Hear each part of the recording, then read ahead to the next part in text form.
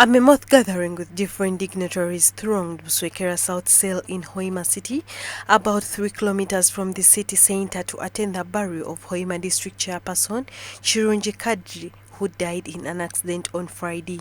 Richard Ravuhinga, Olga Chairperson, and Cosmas Ruhanga, the Masindi District Chairperson in Bunyoro, noted that the region has lost a fighter.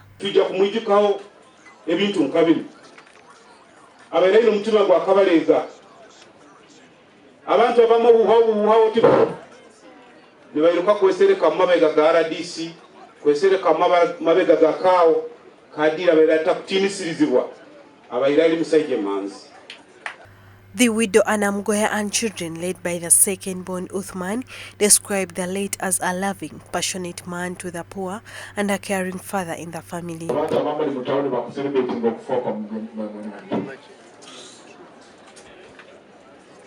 Bagamba ikikarukira mu kigarukire kwenda mu basintire message ikikarukira mu kigenda kusigara mu family omukuru kadinga mugamba rwanira abantu bayita abahansabo nibo abahere president amani n'ete president ya Tramani obutuwa barugamo tukoye yalimira hansonga iyo kurwanira abantu. Mugoya told mourners that her husband has died an innocent man in a case he has been battling when he and 3 members of his executive were implicated in September for allegedly hiring out the Hoima road equipment to an Indian investor in Kirandongo district. What hurts me most is when he was falsely accused about this case, a alumni executive. We really spent sleepless nights. But we had to keep praying. But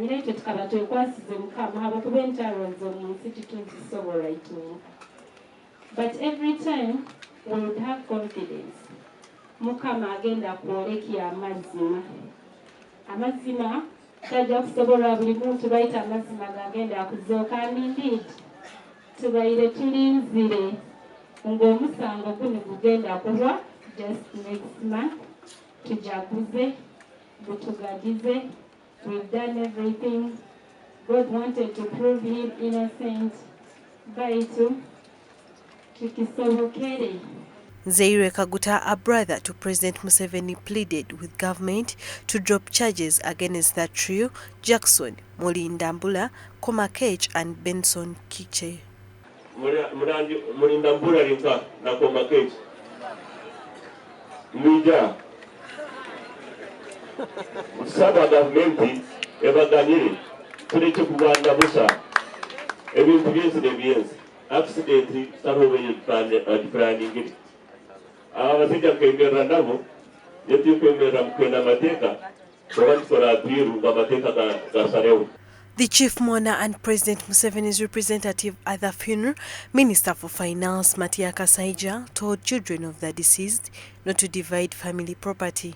In his message read by Robert Owagonza, the Prime Minister of Bunyoro Kingdom, Andrew Chirunji Byakutaga, condoled with the family and called on government to ensure that the Hoima Kampala Road is wide living.